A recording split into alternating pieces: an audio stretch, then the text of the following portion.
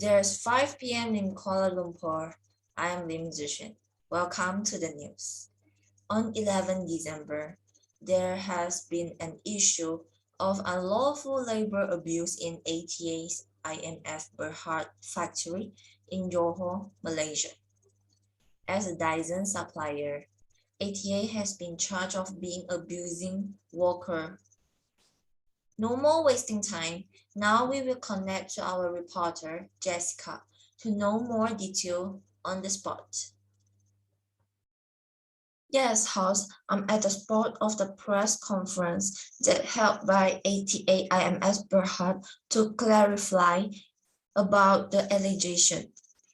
ATA is a leading electronics manufacturing service EMS providers to internationally recognized brand. They are one of the largest EMS companies in Southeast Asia and are ranked 23rd among the top global EMS providers. With a highly experienced and dedicated team, they deliver a wide range of products to over 80 countries. Now, Malaysia has charged ATA IMS Berhad with 4 violations of labor law on accommodation for workers as it investigates complaints of forced labor, authorities said on Saturday, December 11. As a Dyson supplier to be charged over labor complaints on 11 December, ATA is now facing labor violation charges imposed by the Human Resources Ministry. The reason is being charged for 4 violations on accommodation for workers and complaints of forced labor, mainly accused of overtime hours exceeding the statutory limit of 1,004 hours per month and working on Sundays. Anything you want to explain? This is nonsense. All overtime is voluntary and it pays double wages on Sundays and triples on public holidays. We had hired a law firm in Malaysia to conduct an independent review of the allegations of physical abuse by the former worker, and a detailed report would be finalized soon. According to Reuters report, Dan Kumar Limbu, a former ATA worker, exposed that on Thursday, ATA officials took him to a police station in June, where he was questioned about sharing information about conditions at the factory with activists and then beaten by police. Is it true? It's unfounded and unlikely to happen. Not to mention that the police department in the southern Johor state said it has not received any reports on the matter.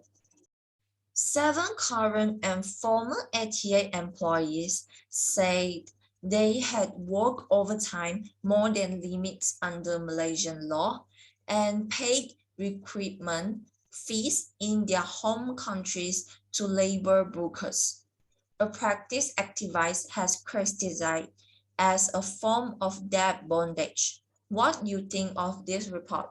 As my previous says, a detailed report will be finalized soon. What is the impact of Dyson cut ties with ATA in 6 months following an audit of the latest labor practice and allegations by a whistleblower?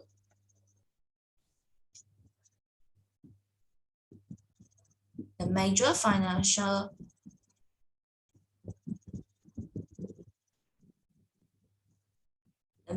financial impact would be the impairment test of the goodwill on consolidation of 76.5 million ringgit Malaysia.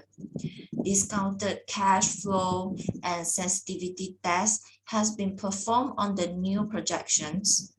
With the termination of the customer contract, the company is of the view that there is no material impairment on the goodwill on consolidation. provided the new customer continue to load the company with new orders. We are expecting another drop of 40% for the financial year ending March 31, 2023. Following the termination of our contracts with Dyson, our largest customers, who contributes to about 80% of our revenue. Does this termination affect the company's operation? Does not affect our operations, except for the termination of tenancy and organization-wide cost-cutting measures and restructuring of bank borrowings for assist facilities, as we are not required to hold at as high levels of stocks as before. In a filling with the bus, our cost-cutting measures will be undertaken in response to the termination of contracts, and the group is working towards maintaining profitability by lowering costs to ensure our company's sustainability. Does termination will bring your stock to a standstill?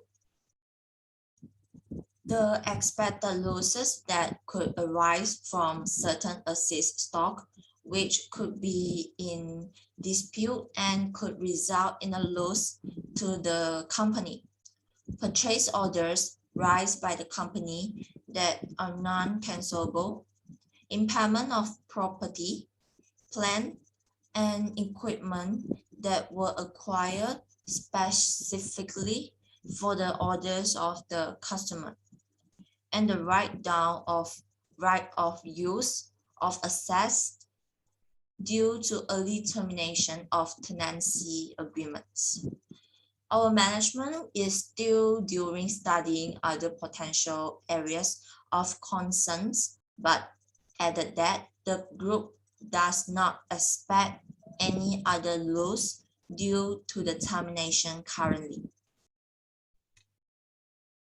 What is your opinion on this allegation? Okay, we take serious review of forced labor allegations. ATA hopes for all parties to be fair and to await the response from the Office of the Attorney General of Malaysia on the revocation of the summonses by JTK Johor Bahru, and to consider ATA's remedial measures in ensuring the well-being of its local and foreign workforce, and to maintain a neutral and balanced position in reporting of the company. How ATA handled this allegation to avoid more negative impact towards ATA? Now, ATA considers all key issues closed, and we step up on our ESG efforts and works toward better ESG initiatives. The company reiterates that it is firm in its commitment to continue working closely with the government, the Ministry of Human Resources. What are the actions you do to gain back the trust from your clients? Okay, our company has taken a few steps to ensure it does not happen again. We have started implementing a zero overtime policy on 28 December Sunday, and it is leading to the resignation of nearly 300 employees in the first week of December. We highlight that we have existing policies and systems in our place, including an existing anonymous whistleblowing hotline, which operated by our third parties, an established induction program that educates workers on their available channels to highlight any concerns that they might have, and counseling program to ensure the well-being of our workers. We also engage professional dormitory operators to provide clean and hygienic accommodation and living facilities. We also wish to highlight that it is also subject to regular audits and inspection of the working and living conditions of our workers. Special inspection had also been carried out by Department of Labor, Jabatan Tenaga Kerja, the Department of Occupational Safety and Health, DOSH, as well as the Human Rights Commission of Malaysia, SUHAKAM. The company is confident that with the range of improvement actions taken, it is compliant with our regulations and standards, and looks forward to getting this confirmed by external audits that are expected to be conducted soon, as well as a compliance audit with Responsible Business Alliance, RBA, early next year to assist ATA's application for full membership to the coalition. Why you ask Malaysia's government to drop charges it violated worker accommodation laws? We ask to drop the charge because any infraction were caused by challenges presented during the pandemic COVID-19. In a statement by our law firm, the charge stemmed from inspection conducted in May by the Labor Department under the Ministry of Human Resources. The accommodation facilities that were inspected had housed employees who had decided to return to their home countries and whose work permits had expired, but whose departure had been delayed due to travel restrictions. We had provided accommodation for the workers, but which unfortunately conflicted with our normal regulations. What will ATA do if there exist cases of abusing worker? The detailed report and the finding will be finalized soon. The company will make a further press release when the independent report is completed. The company reiterates that it will not hesitate to take stern disciplinary action against any person who is found to have breached its policies or committed acts against the welfare, safety, and security of its worker. To the extent that any acts amounts to an offense under the law, the company will not hesitate to report them to the authorities. Thanks for your patience to answer those questions. Even though ATA has carried out a press conference to clarify about the issue